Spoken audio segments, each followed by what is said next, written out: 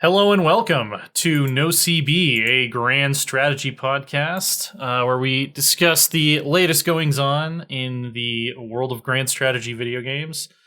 I am your host, TJ Hafer. That's AsaTJ on Twitter. And with me today, we have Lambert. Hello there. We have Father Loris. Hello. I'm a Plague Lord today. Yeah, there's been a lot of that going around. And we have our first developer guest from Paradox Development Studio. We have Meneth. Hello, everyone. And we're going to be talking about the latest dev diaries, and then since we actually have a developer here for the first time, we'll kind of talk about how Meneth came to be on the team and your history as a modder and all that kind of cool stuff. So if you guys have questions in chat that you would like to ask, I'm pretty sure you're not allowed to talk about anything Crusader Kings related that hasn't been announced yet. That's correct? You would be right in that assumption, yes. Okay. But yeah, more general questions should be fine. Anyway, let's go ahead and roll right into it with this week's Crusader Kings 3 dev diary. Make sure that you guys can all see that, which was about the stewardship lifestyle. They've got 3 focuses, one for wealth, one for domain, and one for duty. And then we got to look at all of the different perks. What do you guys think? What are your impressions of the stewardship stuff so far? It's a quite strong one, isn't it? It's very nice. I mean, these buffs are very, very powerful. Especially there's one under duty, I believe, where you can fabricate a claim on your liege. Oh yeah, that's going to be really powerful. Definitely. Yeah, I mean, it's definitely useful, but I think the reaction to every single tree so far has been, wow, that's quite powerful. Yeah. True. Yeah. I've seen that a lot. It's like, oh, this is now a must pick. And then another dev carriage comes out with another one. It's like, oh, this is now a must pick. Yeah. But if everything is a must pick, what the hell is a must pick? Well, I mean, I think that's kind of good game design, honestly, if you have a hard time choosing which one you actually want. Yeah. It's the syndrome approach to focus trees. Just syndrome, right. Isn't it, from Incredibles? Yeah. Exactly. I feel like it's going to synergize quite well with what we had last week with Dread. Because Dread gave you vassal levy contribution and vassal taxes contribution, and this does too. So maybe if you have both of them, you're going to be filthy rich. Oh yeah, the one thing, them, or do you? Yeah, you do keep them, don't you? If you switch over. Yeah. Keep all the perks you have unlocked. Yeah. I think mixing and matching is very much valid. Yeah, I didn't even think of that. I think there's going to be a lot of really interesting synergies people will be going to be able to find. Yeah. And I think it's they mentioned is there a stress cost for changing lifestyle, or is it just a time cooldown? There's no real downside to changing lifestyle currently, just a 5-year cooldown. Okay, cool. Yeah, so that will be cool to figure out what kind of combinations we can come up with. Yeah. I'm not super certain I like the wealth focus as it stands right now. I'm not sure that just plus 10% income would be worth it to me when I could be getting plus 3 stewardship or plus 1 stewardship and 20 guest opinion. Well, I think we need to just wait until we find out what the mercenaries gameplay mechanics are like, Maybe. True. Yeah. But yeah, there's some very interesting stuff that kind of ties into what we were talking about last week with demanding payment for hooks, which I could see being very, very powerful if you can just fabricate hooks on people and then blackmail them for the stuff that you made up that they didn't actually do. Man, there's just gonna be so many new ways to just be a terrible person, which is kind of the essence of Crusader Kings, I think, in a lot of ways. Mm-hmm. So starting with intrigue focus to get all your hooks, then go into torturer for all your dread. Then you go into all this economic stuff to get more taxes and money for your dread, and then more money for selling your hooks. Like it's the perfect career path for the budding. And I mean, at this point, what would you call probably it? dead, so Possibly, but my son is loaded, so there you go.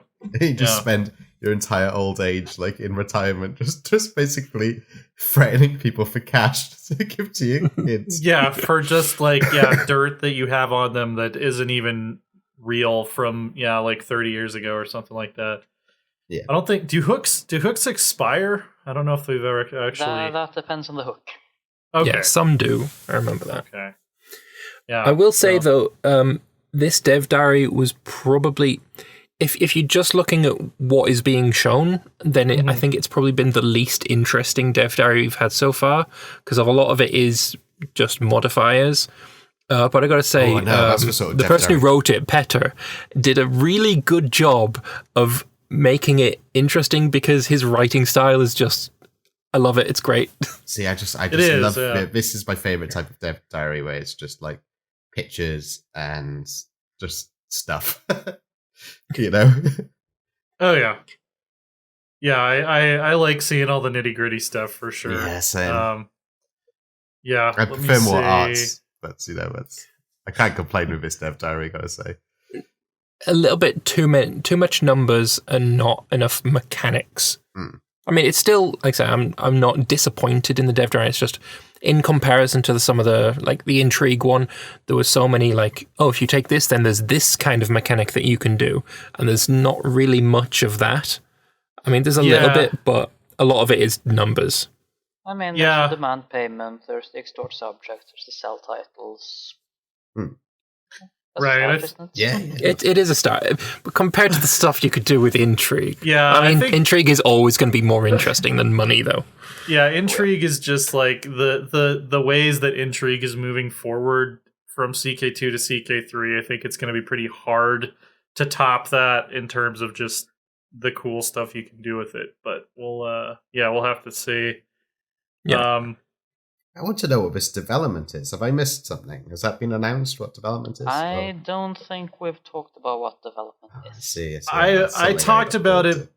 I talked about it briefly with Henrik in October. It sounds like it's kind of like just how advanced your counties are relatively. Like tribes have low development, and then like monarchies and republics will have higher development typically. So I think it sounds like it's kind of like civilization value from Imperator, but yeah, we didn't really get deep into it in the interview that I did. It's just kind of, I don't know, how much stuff, how many buildings do you have, how much, I don't know, infrastructure maybe.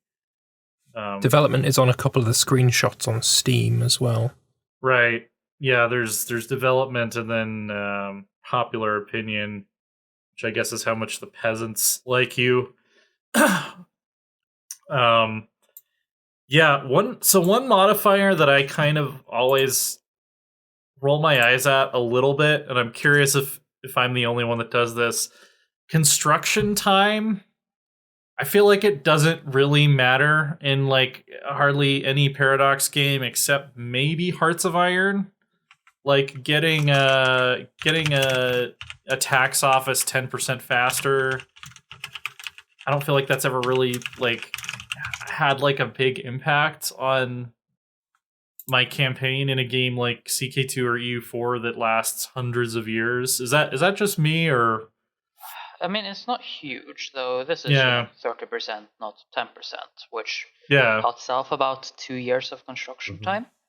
Okay. So that's a bit more. But I mean, it's definitely not the strongest thing in there. I'll certainly agree to that. I mean, that's still 2 more years of income you're making out of the building.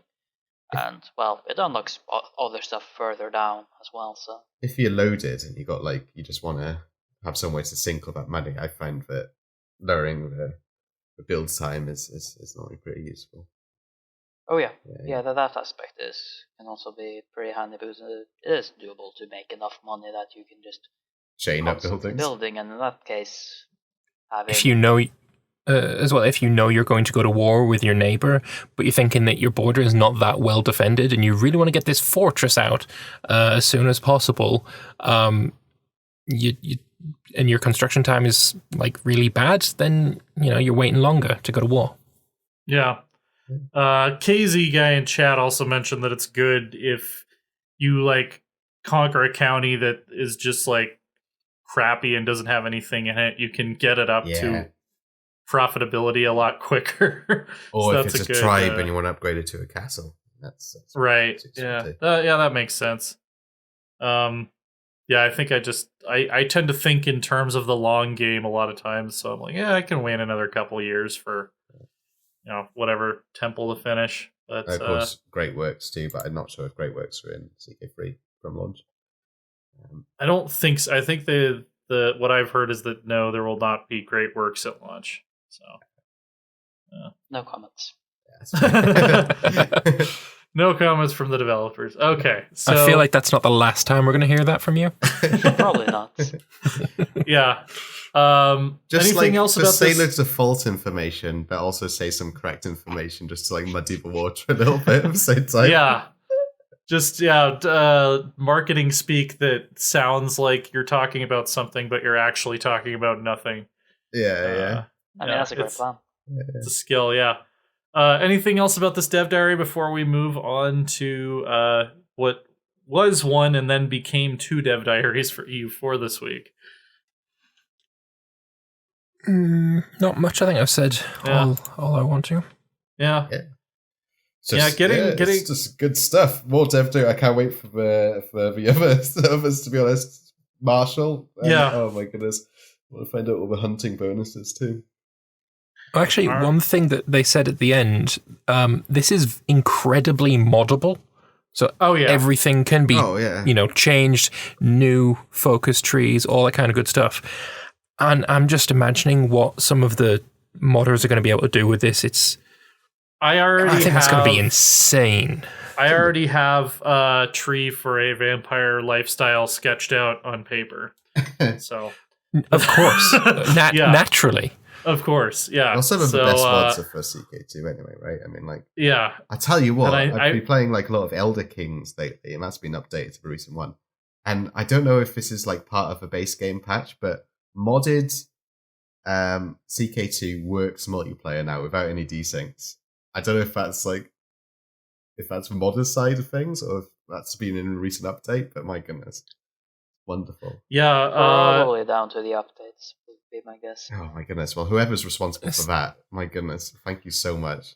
Always wanted to play CK2 used to be awful for desyncs. Terrible, especially modded. But now, oh yeah, and desyncs are the bane of my existence. I've fixed several. Brilliant. And caused several. Yeah. Yeah, the modding's gonna be awesome. Actually, Alfred in the chat was mentioning he's working on like a magic lifestyle too. Yeah, I expect that to be one of the first things we see out of the lifestyle system. Is just magic, alchemy, what have you. Mm-hmm. Yeah. Oh, we're totally getting a Witcher mod with all of the monsters. And that'd be awesome. Striga lifestyle is for me. That would be very cool. Do you think we'll get a Game of Thrones one now where it's kind of fallen out of favor? We'll get one based on the books, the superior version of the story. Yeah, I know the only version of the story. Still mad. I've been mad for 5 years. I'm not going to stop being mad. That's perfectly fine. I know the main guy who worked on the CK2 one has like quote unquote retired from the mod, but I'm pretty sure someone will carry that forward. Yeah. I can't imagine that they won't. We owe it to Westeros to not let the last word be season we 8. owe it to Stannis. Yeah. Oh yeah. My boy Stannis the Menace. Stannis the Menace. They did him dirty. Yeah, it's when I stopped watching it when we butchered my boy Stannis. It's like, that was 5 years ago. 5 years. Wow. Yeah. Still mad. Never not gonna be mad. No, I mean, everybody who's like, oh yeah, it was good up until season 7, I'm always like, No.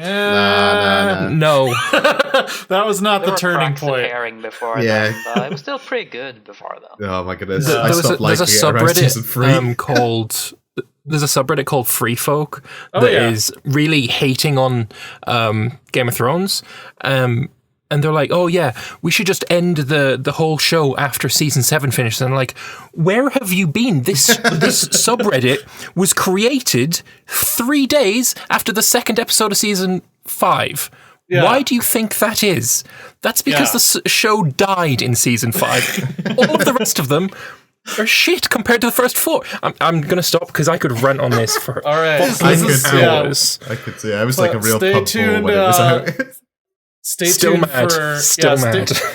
for our bonus Patreon episode where we just rant about Game of Thrones for an hour and a half. I'd be down for that. My goodness. Yeah.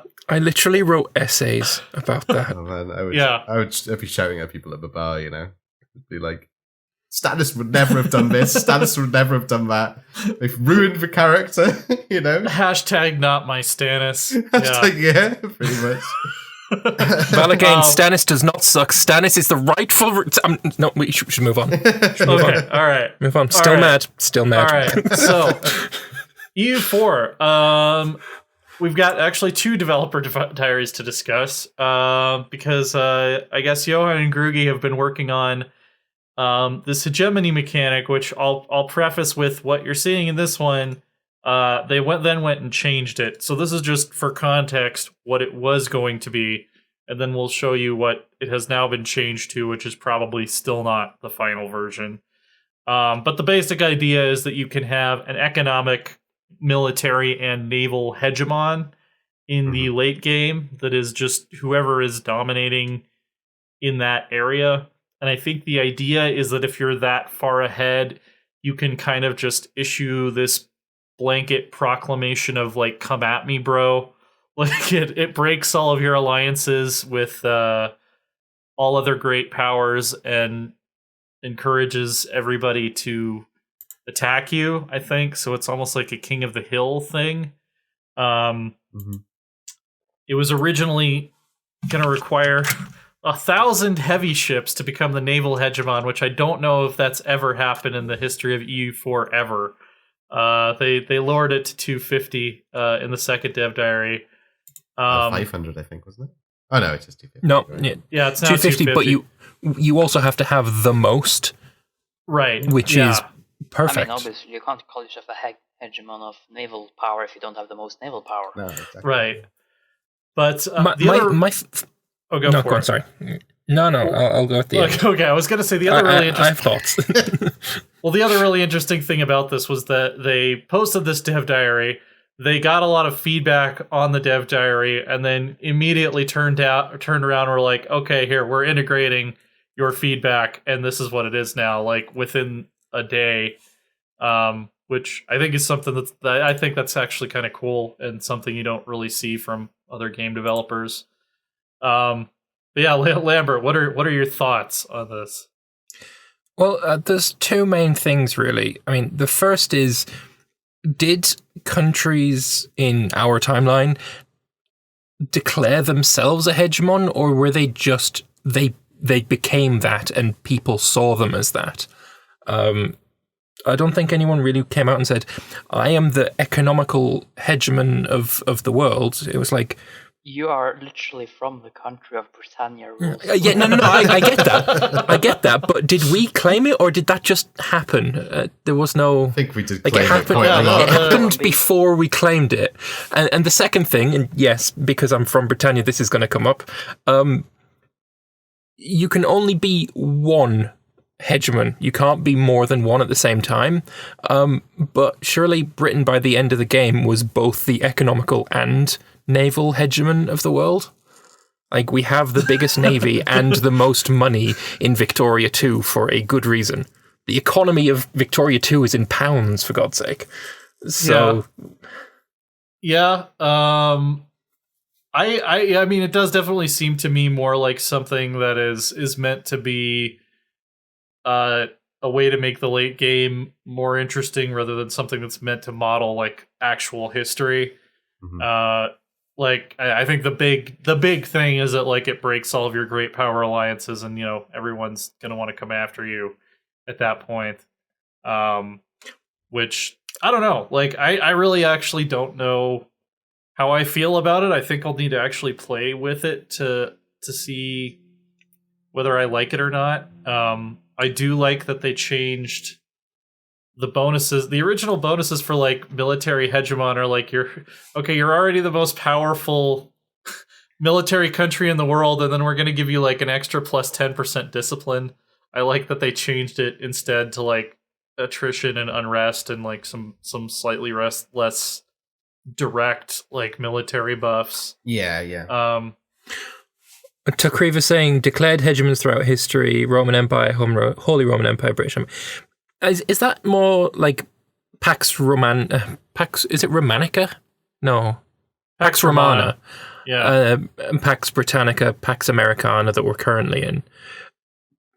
Yeah, I feel like these hegemon bonuses or the hegemon mechanics here are different.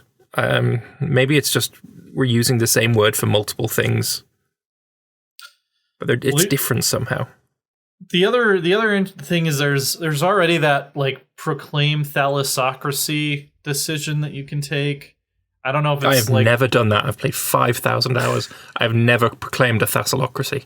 Yeah, I don't know if it's limited just to merchant republics or what, but yeah, you can if you control. Is it if you control a certain number of trade nodes or something? Yeah, in certain regions, it's like I think it's the famous Mediterranean ones, or the North Sea trade, or what is it? The Straits of Malacca? I think that's one of the other ones. Yeah. One of those. So I think this has a little bit of overlap with that decision, maybe, because I think sort of the point of that was like, okay, you are the undisputed ruler of the oceans, and now we have the naval hegemon, which is also kind of you are the undisputed ruler of the oceans. I'll be interested to see how it works. One thing I do think is this is really good for is multiplayer. Yeah. This is going to be phenomenal for multiplayer because, well, for one, the bonuses now are not so insane that you're going to just crush. But at the same time, it's something that people are going to want. If not for the bonuses, but I mean, prestige. They're still going to want them. The prestige of having it. Yeah. And I'm sure that a lot of multiplayer communities are going to be, the 3 hegemons become first place at the end of the game. Like, that could be a thing that happens. The hegemons gain more score as well. A bit like the revolutionary target gains more score. Does anyone actually play for score? I've always been curious. Multiplayer group I'm in plays for score. Okay, fair enough. Yeah. Yeah. I play for Pretty Borders. It's like, I can definitely say, based on my current multiplayer game that I'm in, I would be drooling over that -20 Liberty, Desire, and Subjects for becoming the naval hegemon. Because I'm playing as Great Britain, and I have this sprawling colonial empire, and they're always just upset about something. Naturally. Yeah, so that would definitely be really useful. -20 autonomy and territories for economic is going to be pretty huge, especially if you stack it with some of those other minus autonomy and territories modifiers that we've seen in previous dev diaries. -3 unrest, I'm not as thrilled about that, but faster movement and less attrition is definitely cool. I kind of was wishing the military hegemon would be kind of the world conquest players' flavor of choice. Like, it would give you like more governing capacity or like cheaper coring or something like that. But well, I mean, you're forgetting the base bonus as well. 10% cheaper war score cost, and plus 20% siege ability is certainly going to make that's true. Your end game world conquests, faster. That's true. The naval hegemon, 10% extra naval engagement with. Obviously, we don't know exactly how naval engagements are going to work, but that in the current game, that sounds that makes your fleet the best. Yeah, that sounds insanely powerful for sure. Plus 20% back row artillery damage. The naval hegemon is going to be really bloody good for people with no navies, honestly, because that is insanely powerful. It is really so good. They I guess they're just really good at shooting cannons from being on a boat. I think the naval one is actually the best one overall. But 10% naval engagement width is great, and the 20% back artillery damage is amazing. Then again, economical hegemony plus 33% governing capacity for world conquest. That's going to be important. Yeah, that's really good. Especially because your territories have lowered autonomy anyway. Yeah, that might actually be the world conquest one. Negative 20% autonomy in territories as well. Yeah, exactly. They're all really good in their own way. Yeah. Nothing there is something that you don't want. So it's all good shit, really. Yeah. And the fact that it's so limited, there are only 3 of them. Oh man, multiplayer with this is going to be phenomenal. Yeah. No, I agree. Awesome.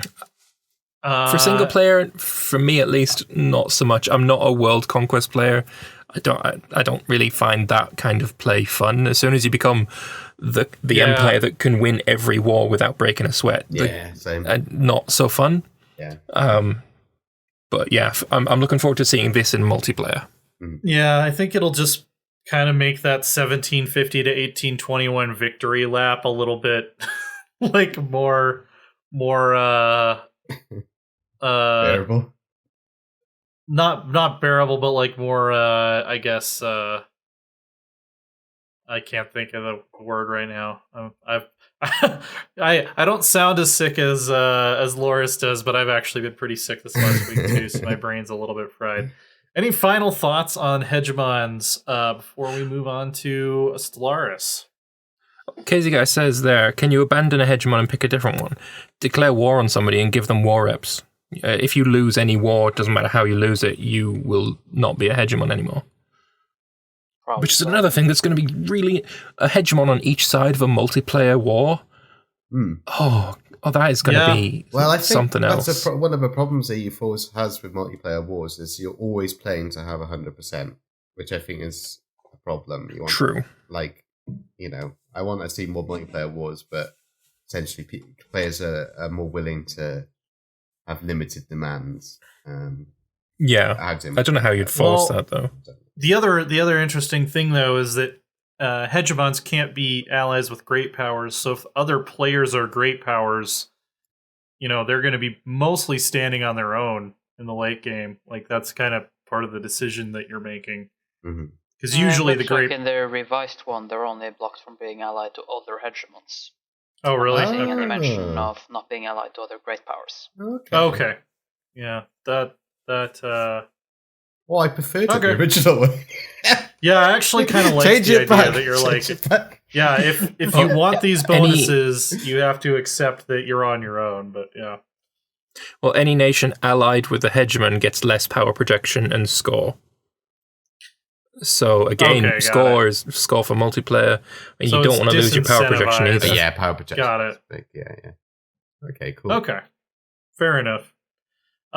Anyway, we got a fairly beefy Q&A about the galactic community this week for Stellaris. I was a lot more hype on what I heard in this than what I heard in the previous one on Federations. Don't think we'll go through all of this, but was there anything in particular that stuck out to you guys about this these Q&As? Leaving the galactic community seems a bit cheap. Yeah. Any particular reason that seems relevant right None whatsoever. Absolutely no correlation to any real world events. Yeah. Even remotely, actually. I don't know what you're really implying. No, nothing at all. No, I can't think of anything. Yeah, so one thing I found really interesting is that the way that the laws are set up, basically there's no penalty for being in breach of galactic law. until someone passes a resolution that makes there be a penalty for being in breach of galactic law. Than you'll get. That sounds like a lot of things in history. Right. I mean, yeah, that sounds like basically how the UN works already. So that's that seems pretty legit. So I found that interesting. I also like the idea that you can kind of use it as an indirect weapon against your enemies, like passing resolutions that will disproportionately hurt the people you want to go to war with. Seems kind of cool. I'm interested that there's like that hyper tech path. Let me see if I can find that. It's like unrestricted or unshackled knowledge or whatever. That's it. Yeah. Yeah, there's not one that bans AI, but there's one that makes it illegal to ban AI. Yeah. Unchained knowledge. Didn't it say there it encourages unchained knowledge? Yeah. There we go. Found it. Yeah. Yeah, that's kind of funny that you can basically pass resolutions that everybody has to do the most science and you can't not do science. Which apparently can culminate in setting up transdimensional portals on all of your planets, which I'm sure will not go poorly at all. Oh, nothing could possibly go wrong with that. No. I'm sure it's all legit and above board. Of course. Wait, what's coming out of this wormhole? Just don't worry about it. Don't worry about it. It's fine. Here, you didn't see anything. I'm gonna give you 15 million credits. Yeah. I mean, I do have a poster on my wall that says "Travel with Stargates is mostly safe." Yeah, I mean, it's probably at least marginally safer in Stellaris than it is in 40K. So 40K's warp travel is the best kind of faster than light travel. You cannot change my mind on this. No, it's we travel through literal hell. Yeah. How more metal can you get? Dune with the weird navigators. That's the best. And I mean, traveling through stargates, that is mostly safe unless you travel close to a sun and you get deposited on the Arctic Circle. I remember that. The reason I remember that particular episode is the only one I had a VHS tape of. There you go. I love Stargate SG-1. It's so good. It's a great show. Yeah. Stargate SG-1 has my favorite trope, which is like normal ass modern humans becoming like a galactic power. Like Daniel's Ascension was pretty fun. That was cool. But yeah, like the first episode where they test the XJ-1, what's the fighter called? Like the first human starfighter, basically. Like that was my favorite episode. I was like, yes, people have to take us seriously now. Because like it's like the first episode or like sometime in the first season, they're talking about the space shuttle and Teal'c or someone's like, this shuttle is a mighty warship, yes? It's like, oh man, we're so screwed. Well, I mean, if you fly it into something, it's basically a big fuck-off bomb. I guess, except that we only have, 4 of them still? I mean, none in operation, 4 that still theoretically could be launched. I don't know. They're also probably NoCB hard to shoot out of space. No. Yeah, they're our not space really travel speed is rather slow right now. Yeah. Yeah. Any other thoughts on the Stellaris Q&A? Just got to agree, it's much better than the last one. Yeah, there's a lot less. Oh, this won't be in the next thing. Oh, this won't be. Now there's a lot more meat to it. Yeah. It seemed like they gave a lot more affirmative answers and less. No, you can't do that. No, unfortunately, we weren't able to implement that. Yeah, for sure. Point 4, we got a quick one. What's everyone's favorite new achievement for La Resistance? Well, I like a really, really, really awful pun, which is, where is it? It's the Indian one. Hold on, let's see if you can find it. It's about India. Spies trade. Spies trade. That's pretty good. Gotta agree. The icon is beautiful as well. It's really is. Oh yeah. Uh-huh. The shades really work. So Bollywood. Well, it's great. I mean, I grew up on Queen. It's the best band of all time, so I can't say anything else other than "We Will Rock You." Although at the same time, Spain owning Gibraltar is absolute heresy. So I'm very conflicted right now. Well, obviously, my favorite conceptually is I didn't vote for you, because doing the anarchist Spain playthrough is absolutely the first thing that I will do. Oh man, going straight Carlist I am. Getting those red hats, great. They're so ridiculous. But I also love the sentence, "You will never kill me alive." That's pretty good. Meneth, do you have a favorite out of these? I mean, if I'm not going to pick any that you've already picked, maybe Die Perfidious Albion, because it involves killing Brits. We're going to start a beef here. If I'm going to choose another pun one, Tour de France. I like that. That's great. Yeah, it doesn't shit on any nations that we happen to be, residents of or anything like that. Occupying France with bike regiments. That's actually pretty great. Well, I get this fantastic get out free jail card called Being Welsh, where I can. It's great. There you go. Shit on Brits involving foreigners. You are a Brit. Yeah, but I got my caveat right, so I could say. We're just the Premier Brits. By we, I mean me. It's like Premier Inn. It's that high quality. Moving on. Anyway, I feel attacked. Imperator. I know, Lambert, you expressed your enthusiasm for this dev diary in terms of the Vince McMahon meme. I think that's on the second page if you want to find it. No, I think it's maybe on the first page. But there's just quality of life things, and of course it's really nice to have the historical characters. I will say that I think Philip II is a little bit underrated. He should be a lot better than he is. I mean, an 8-10-8-7 is still phenomenal. It's a really good ruler. I would never say no to it. But Philip made the Macedonian army, so maybe he should be quite close, if not better, than Alexander the Great. Yeah, no, I mean, the joke I did in patch notes a while ago is Alexander's legacy is that he inherited his daddy's army and founded a great empire that lasted like almost 11 years or something like that. Pretty much. Philip definitely deserves more credit. I agree. Yeah, cut a knot though. That's the important thing.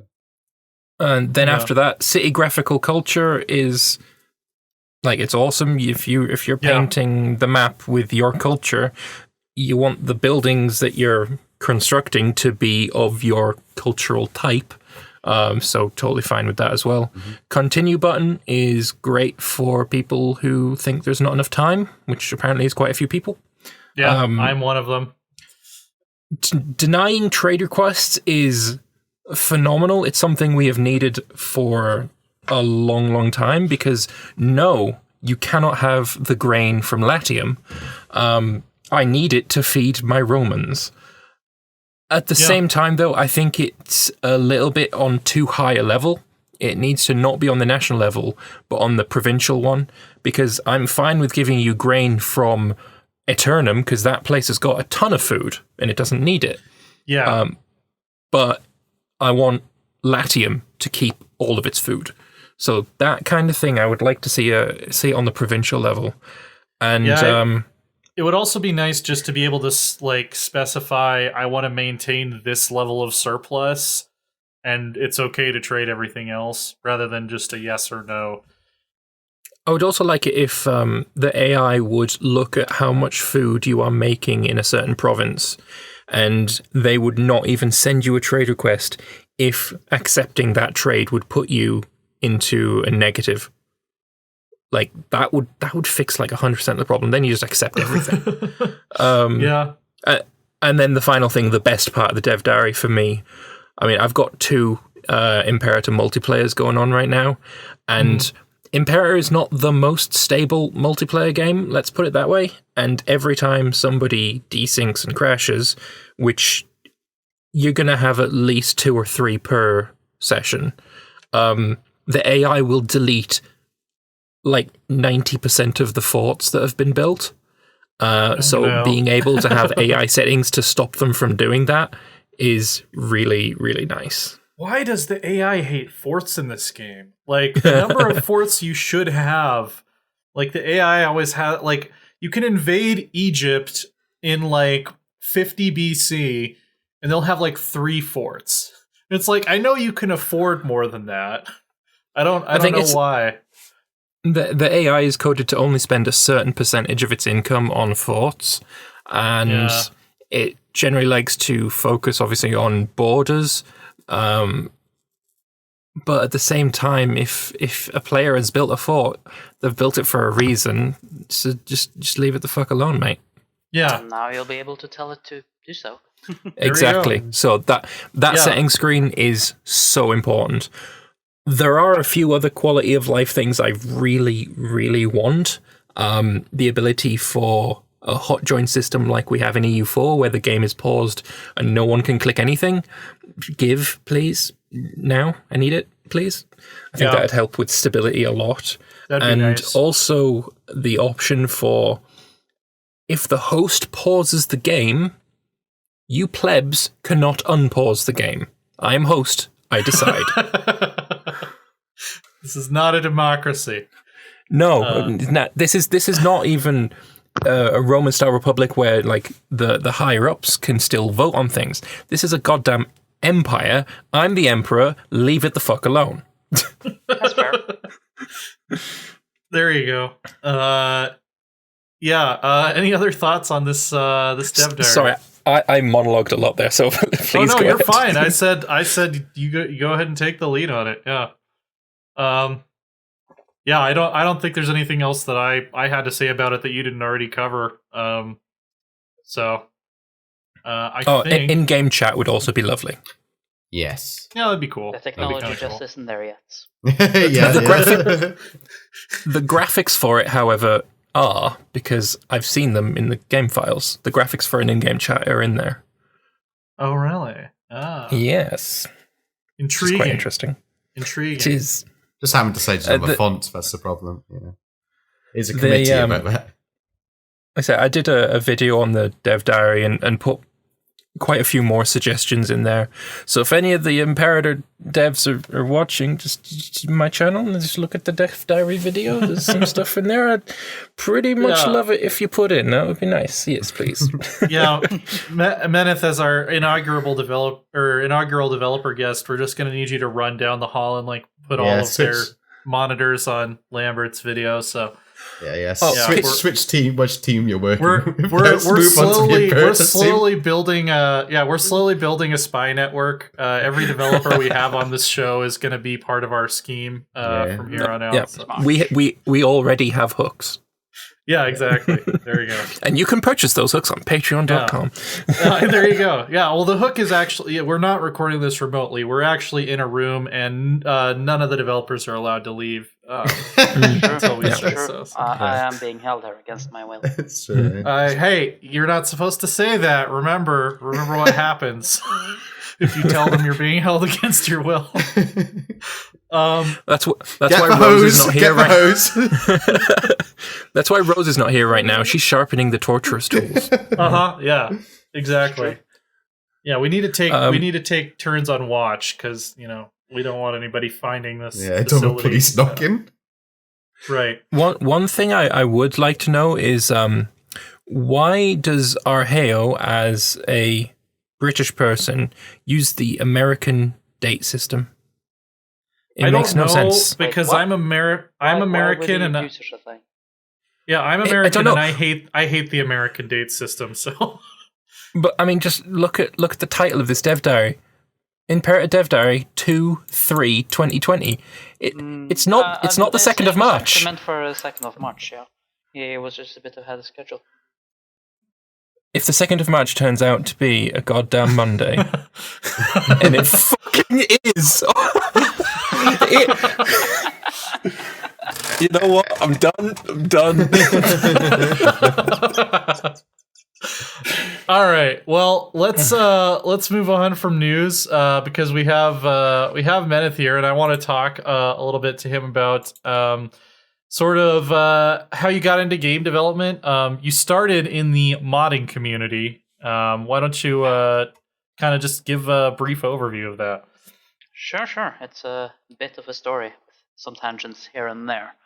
So yeah, it's 2012, 8 years ago now. Time surely flies. And I'd gotten into Paradox games some years previously via EU3, if I remember correctly. And CK2 came out, and CK2, as you know, is absolutely amazing. It's okay. It's okay. I only have 3,000 hours in it. Right. Yeah. But there were a few things that weren't to my liking. For one, the color of Norway was very much wrong. It was grey rather than red. Like, how could you even do such a thing? That's should be illegal.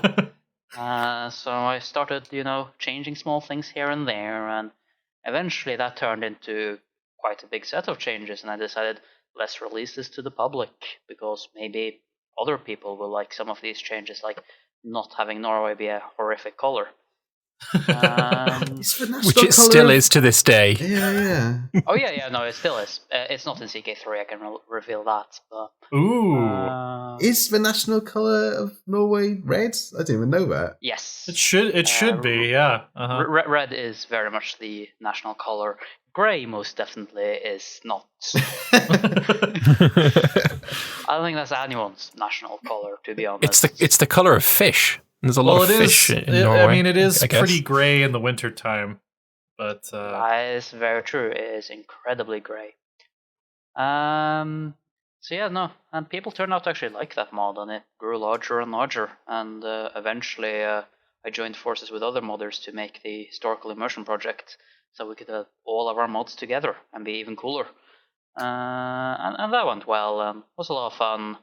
And though eventually I got a bit bored of developing that, but that's later on. But during all of this, I also started the CK2 wikis, and people for some reason liked having a wiki, and thus I made more wikis and took over some wikis. And after a couple of years of that, Paradox decided, let's make the wikis official, so that we can integrate them in Stellaris and Hoi 4, which I didn't know at the time, but learned later on. And they took over the wikis and hired me to keep making the wikis. I did that for a couple more years, and at this point I was halfway through university getting a computer science degree. And I noticed that in order to actually graduate, I need to have work experience, because in Norway the universities don't want you to hit the job market with literally no experience whatsoever. So I contacted Paradox and asked, hey, I need work experience. You like the work I do for the wikis. You might like the work I do as a programmer as well. And somehow they said yes to that. So then I worked there for a summer back in 2016. And that was great. It was great. And apparently they liked my work. So when I contacted them a couple of months after that was over and asked, hey, I don't get to do enough programming at university right now. Can I work for you from home? They went, yeah, sure, that's a great idea. Let's do that. And then I did that for 3 more years or so until I'd finished university, and then I moved to Stockholm and became a full-time employee. You forgot where you became a Reddit admin too, right? Oh yeah, but no, that was back in 2013 or so, I think. Meneth is my main ally when the auto moderator on the Paradox Plaza subreddit deletes the patch notes because I put something about banging your mom or kill yourself or something like that. Oh yeah, I think you're exempt from basically all of those filters now, but I'm not sure. I'm supposed to be, but AutoMod still has it out for me. It still nukes the patch notes every once in a while. You know what you did. Oh yeah. No, our duel is endless. Yeah. Yeah. I'm fairly sure we now have our episode title as well. Meneth helps me out when banging your kids or something.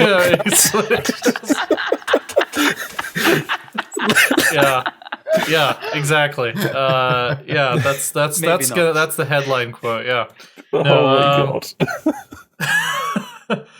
god. Let's see. So we had a question in chat that I'm pretty sure nobody actually can answer right now, which is how many more dev diaries before CK3 comes out. 2. I don't think you guys even know when CK3 is coming out. No, I know. It's like, 2 more dev diaries. No comments. Okay. That's a yes. It's 2. Yeah. You're going to do for Marshall. Releasing tomorrow. Yes, that's it. If there's no Marshall tree, if there's no theology tree. No, you don't need it, really. Look, incest is already in the game. Yeah. We've seen that it is in the game. That's all anyone who plays CK3 is going to need. Mm-hmm. There you go. I mean, that's fair. That's fair. We should actually release tomorrow. In a closed beta that only we're invited to, you know what? That's fine. I'll sign on any dotted line you want me to sign on. Yeah. Let's see. Agavide wants to know, is it a Swedish conspiracy to make Norway grey? Not as far as I know.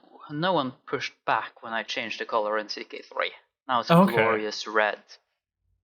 Fantastic. Is England still red? England's great. England's also red. There's quite a few reds around there, but they are quite different shades of red. So it works out. What color is Denmark? Also red, yes. Denmark is also red. We made every country maybe red. We should make Denmark yellow. There you go. Yeah. Well, Scotland would make that'll sense. make Groogy mad.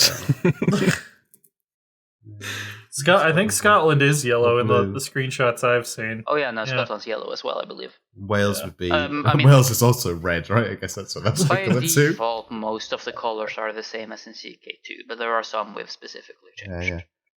Got it. Well, I'm looking forward to the map dev diary because I really loved the map from what I saw of them. It's beautiful. Oh, there were some like beautiful screenshots. Let me see if I can pull them up. From the latest dev diary video. Has it got the zoomed out stuff where it looks all, stylistic? I think someone posted it on Reddit. That might be the easiest place to find it. Another question that came from a little while ago. What's your favorite focus so far? That you're allowed to talk about, obviously.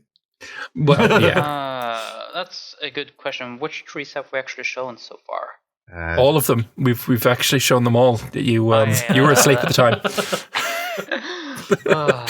No, I think the only ones that we've gotten a full dev diary on are Stewardship and Intrigue, but we've seen little bits of a couple of the other ones. I think. I guess a more safe question would be which tree is your favorite focus in? I mean, it depends a lot on like who I'm playing as well. Like for instance, we had one MP game when I was playing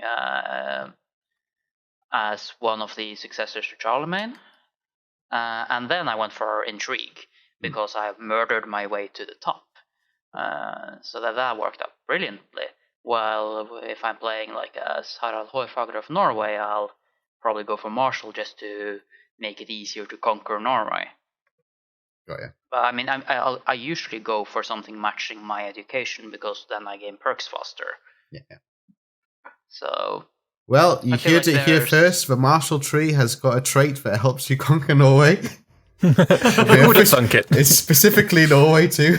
Yeah, plus 10 to conquer Norway. Yeah. Yeah. Exactly. Yeah. And there's a perk in there that just gives you a CB on all of Norway. Nothing else, just Norway. Just Norway. See, when you started that sentence, I thought you were actually going to spoil something.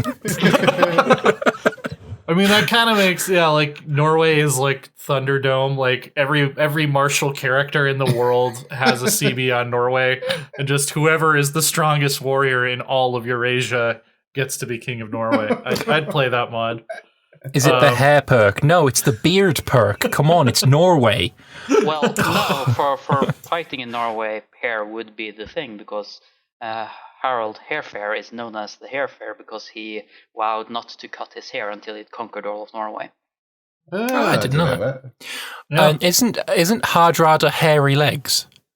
No, that's hairy breeches. That's a different guy. Yeah, but he was also from Norway, was he not? No, yes, Ragnar Lothbrok. That means hard rule. Hard rule. I always thought it was like hairy breeches. No, that's you're thinking of Ragnar Lothbrok. Okay, Lothbrok means hairy breeches. Yeah. I'm just mixing up all. Well, yeah, okay.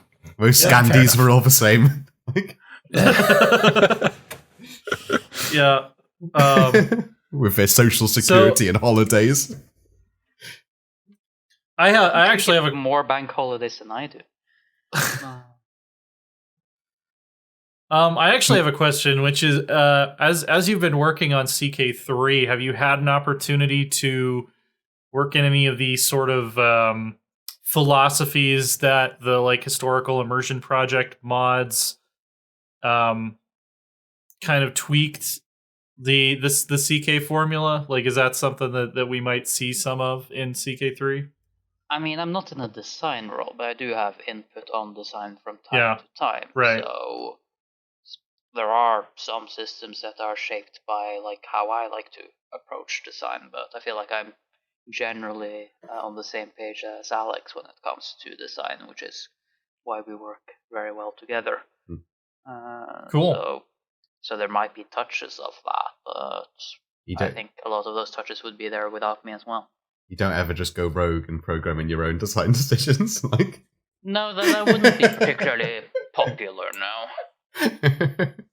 Just stay like late in the office, like. So that's why a lot of Mayon Texas systems aren't in EU4, because they have to be passed around the office first. Agamede actually asked, do developers or you specifically look at mods for new ideas and inspiration? Not much, really. Yeah. Because generally we try to come up with our own unique ideas, though of course that will often coincide because history is our main inspiration, and it turns out history is a bit finite. Like, we'll sometimes look at what mods are popular just to get some vague overall ideas, like what sort of things are players looking to expand upon.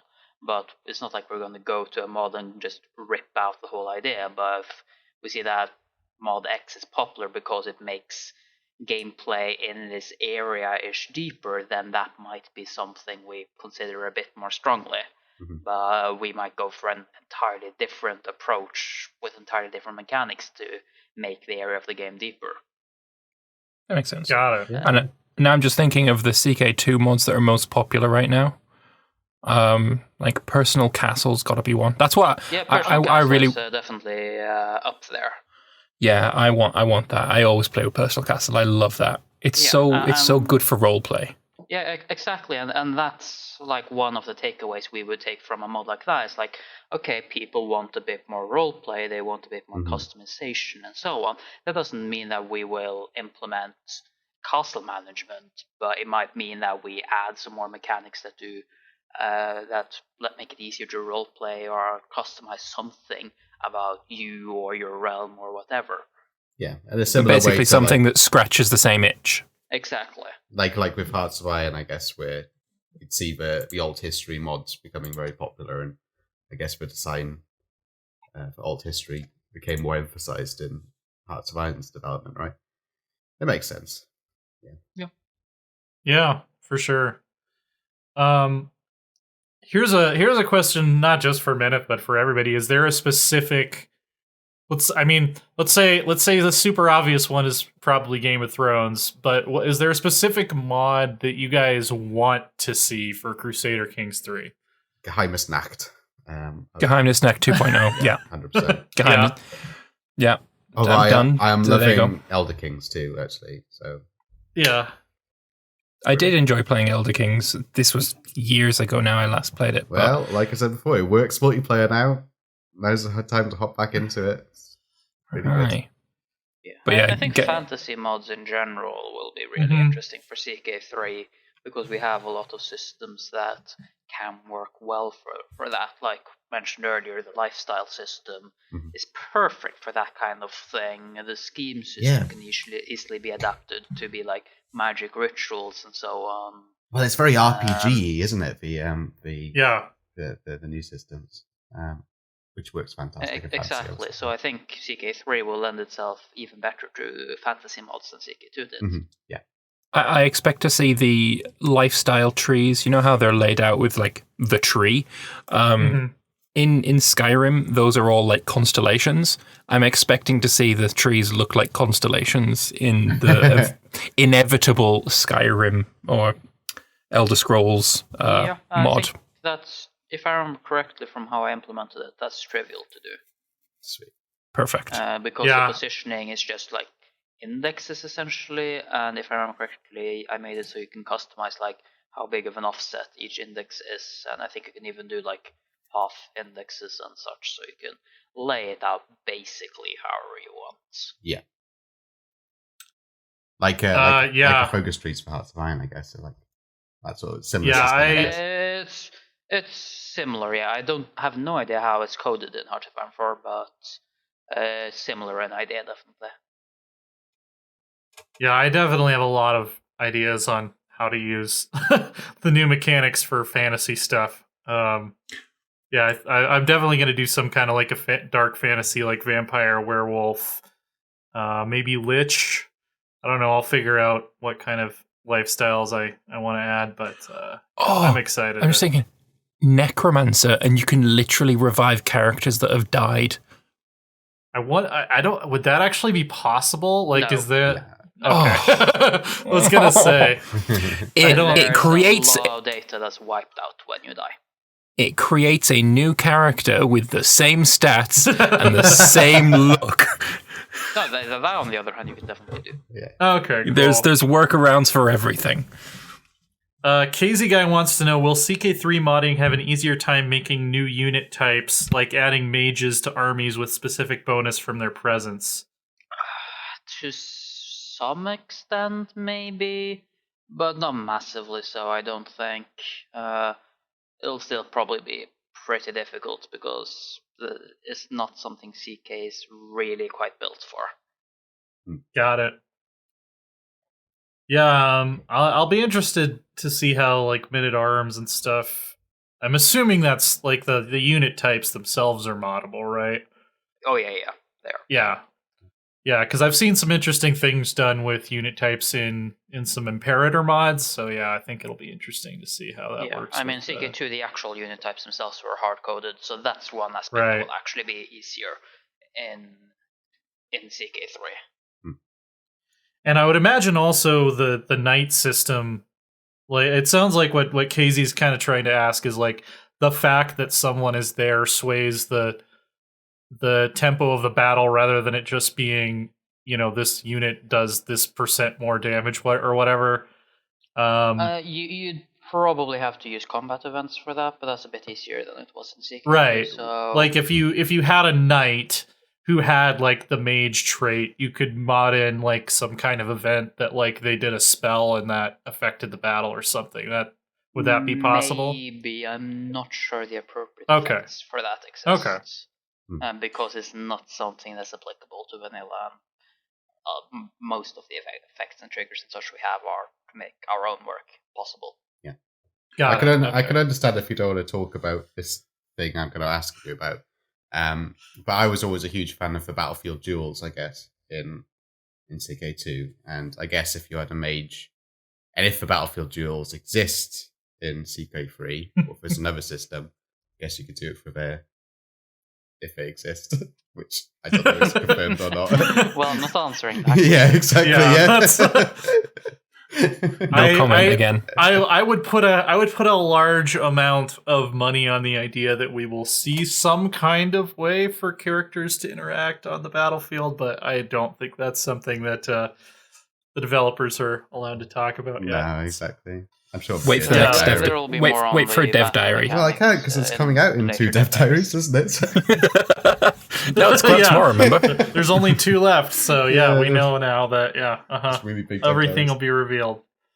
Yeah. Going back to the mages thing, one thing I really loved about the book series, The Sword of Truth, was the depiction of battle mages, and when you have a battle with only one mage in it, that side will win pretty much 100% of the time. But when there's a mage on each side, the whole presence of magic in that battle becomes a duel of stopping their other mage's power. Like it all becomes a kind of blocking kind of mechanic.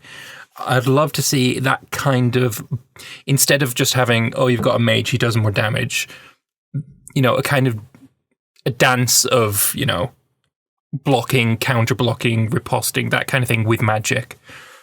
I bet you someone will figure out how to do it. I mean, CK2 vanilla never was meant to have character duels in the middle of a battle, and somebody figured out how to make it work using events. So I bet someone will figure out how to do it. I mean, you can probably manage somehow. The only question is how meaningful you can manage to make it. Because, like I said, I'm not sure the appropriate effects necessarily exist. Like, there's no effect, for instance, to just kill off 10% of an army, I believe.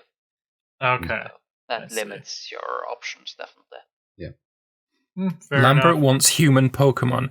Replace a Pokeball with, like, a dungeon, and sure. CK3 Pokemon mod, where you do Pokemon battles around. I don't know, Pokemon worlds. Let's see. So it's Pokemon armies. Dogberry99 is asking, generally speaking, what is the expected life expectancy of any new releases?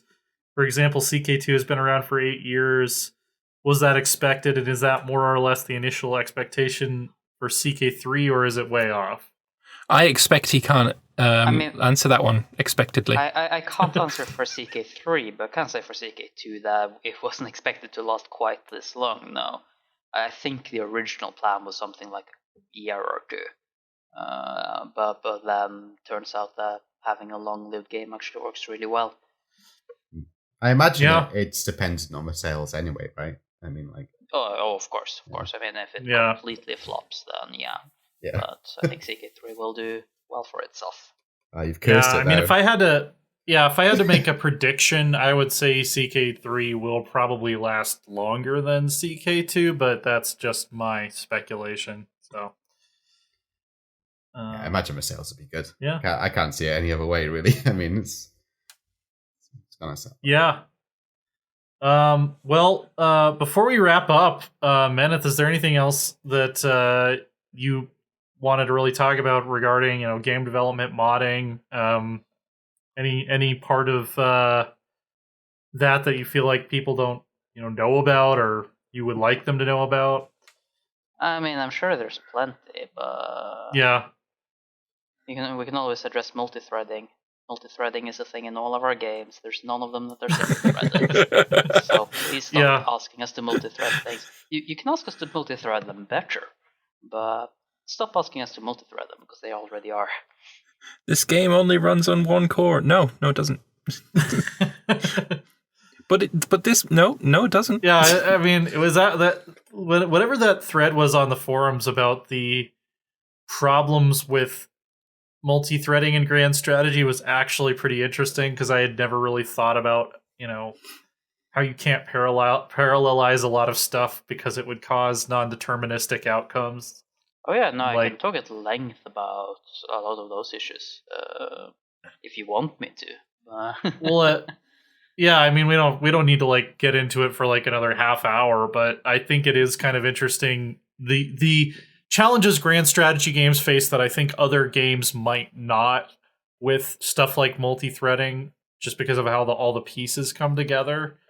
What would be the simplest way you could phrase that?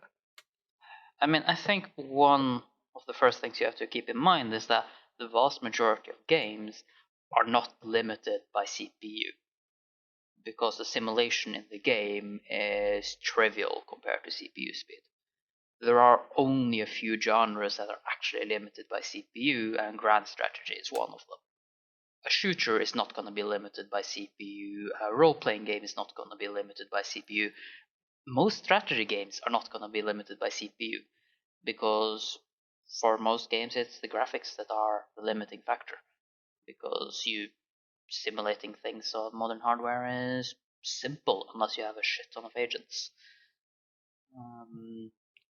So it's a very different type of performance than most games. And CK2 has Crusader Kings has a couple agents. It has 2 or 3, maybe. Yeah, 25,000 or so.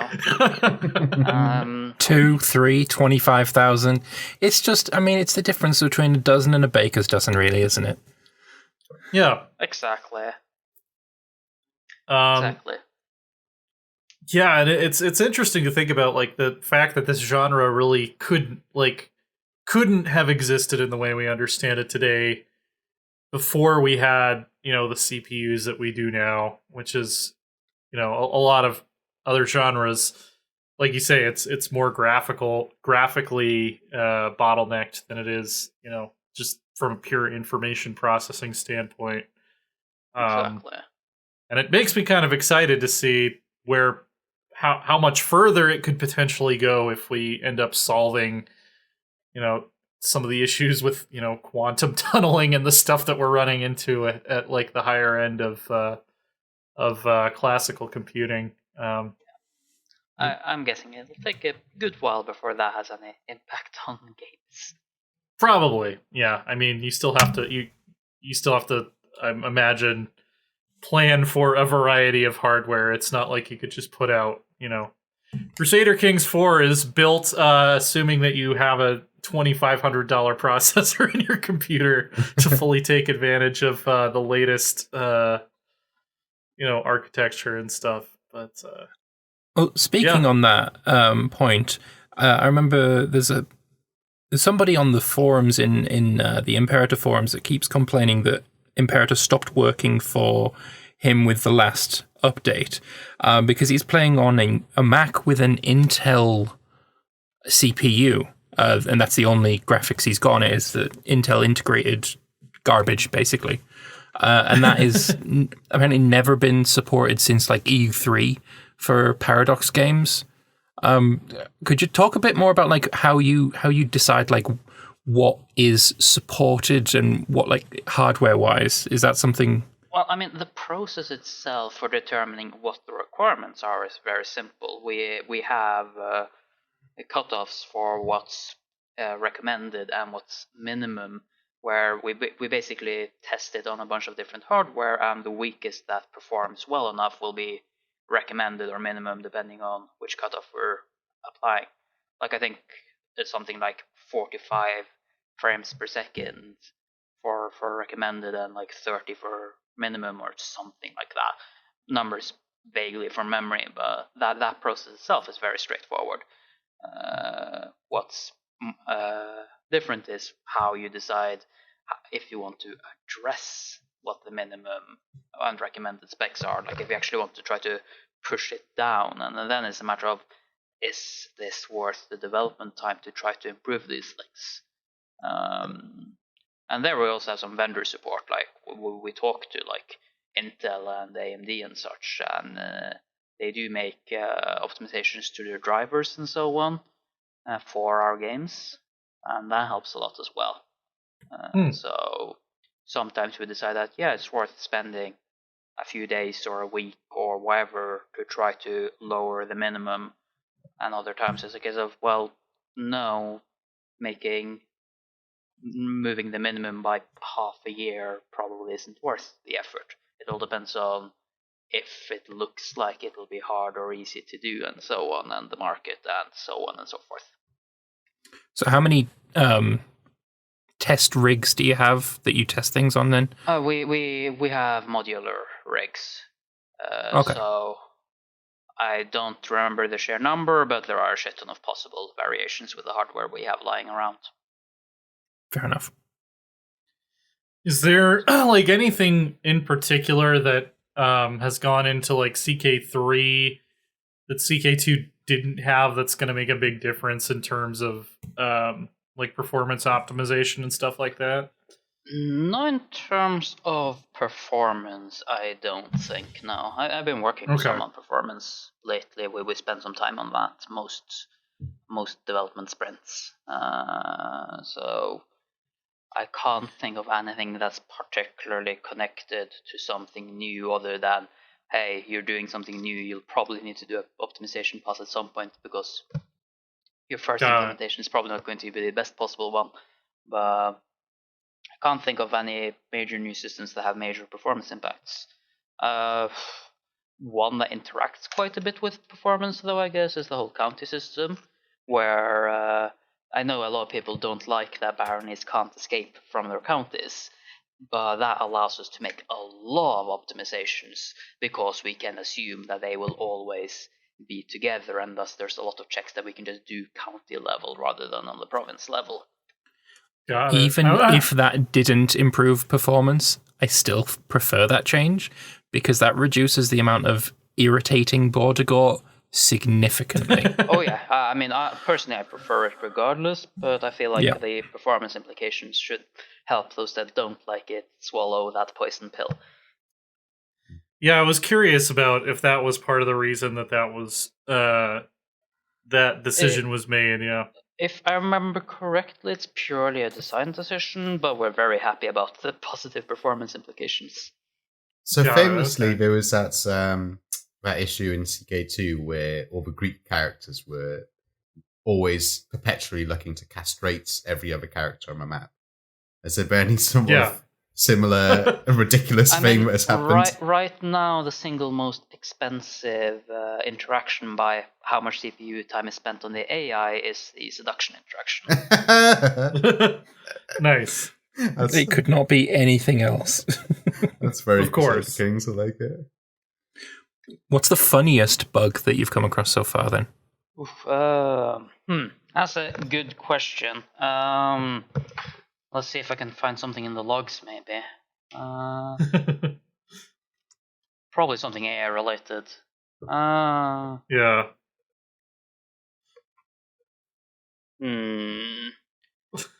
I can't think of a bug right now, but I do have a changelog entry from last month where I taught the AI how to say, "I know what you did last summer," because the AI finally learned how to blackmail people. Love it. You've just basically taken TJ's job. Oh no, that's AI development for you. What the patch notes really mean, that would fit right in there. The official patch notes, I think I can usually tell which ones Meneth wrote, because I've seen that they've started to get a little bit funnier in recent times, but I'm not worried. Writing funny changelog entries for the AI is just too easy, to be honest. Oh yeah, it really is. I mean, yeah. Even what I do isn't that hard. It's all about trying to imagine yourself in that world and just extracting the natural absurdity of, we've talked about, Loris does the same thing with, Chapel comics. It's just like, wow, this would actually be a really stupid situation if this was real life. So, yeah. Exactly. Yeah. But AI is by far the easiest area of the game to do that with. Yeah, because computers is just treat the AI as if it's a bit dim-witted, and then it usually writes itself. Yeah, I mean, computers are. I mean, they're still kind of dumb when it comes right down to it, and the dumb things they do are often funny. So exactly. Yeah. Well, I think that's probably a good time to wrap it up. Before we go, Meneth, do you have anything you want to plug other than you're working on Crusader my Kings? Twitter would be the thing. I'm Meneth, followed by an underscore on Twitter, and mostly I tweet things I overhear in the office. And it is really funny. People say awesome. A lot of interesting things. It's worth noting that I do ask them for permission before I quote them. Yeah. And you want to look they keep giving me that permission. I don't understand why. Probably helps that they're anonymous. Yeah. If you want to look inside the mind of Paradox Development Studio, definitely follow Meneth. Yeah, it's a good game you can play with, try to guess which member of staff said these things. I love that we are now featured. A game in the office. We are now featured. The latest one: selling kebabs and PSUs is an untapped business opportunity. It is. Oh wow. I didn't even realize. We made it onto the the quote wall. Yeah. Lambert, what have you been up to lately, and where can people find your stuff? Lots of Imperator content, multiplayers, single players, more achievement runs, and recently, if you've been following me on DLive, I've started playing Minecraft again. So I'm doing some Minecraft playing with my wife. Mm. Yeah, I still like to go back to Minecraft sometimes. It's good. It's a good game. I mean, it's It's the game I've played the most with my wife, so it's great to play games with her again, because we've all been really busy and she's not as into historical games, so it's just bonding time, and it's good. Created, of course, by Hatsune Miku, the great game developer. I'm writer. Yeah. Loris, what have you been up to, and where can people find your stuff? Chapel Comic is the place you can find me. I've been mostly a plague carrier. I'm going door to door, spreading the plague around South Wales, mainly. I've done a little bit of paperwork, and so are you the new Mariloid then? Pretty much. Just one that is covered in germs and disease. Nice. Festive joy. Nice. But I think a couple of weeks ago I mentioned about Tapestry for the EU4 event, that LAN event. Yeah. Which again I would super recommend next time it goes on sale. Really, really fun. That should be done in the next hour. So there we are. That should be public soon. Oh wow! Very soon. So by the time you guys are listening to this on Spotify or whatever, it should be available then. Well, yeah, it depends on when it goes public, but it's finished anyway. Awesome. That should be finished anyway. Yeah, you can always find me on Twitter at AsaTJ. That's ASATJ.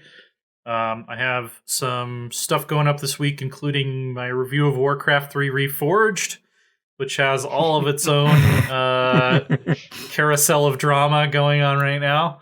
If you're into strategy games, you will probably find something you like. As always, you can subscribe to us here on Twitch. We're also on SoundCloud, Twitter, Spotify, iTunes. I'm trying to get us on as many of the places as you guys request as possible. One of these days here, I'll get around to recording or uploading the back episodes to YouTube. I promise. But until then, we should see you guys a week from today. So that'll be February the 12th.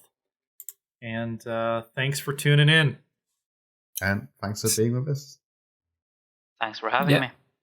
It's been great to have you. You're welcome back anytime. Thanks to Meneth, for coming on. That was your own initiative. We didn't even have to reach out to you. You were like, I really want to be on the show. So yeah, we appreciate it. This is great for us. It means less work for us, right? So it's you were already on a list of people to ask, but I mean, we didn't have to get around to asking you, and it's right. It's perfect. Any other developers that want to just bug us to come on the show and do all of the work of talking to PR and stuff, so we don't have to. We're always open to that. Definitely, 100%. Yep. All right, bye guys. All right, bye. See you later.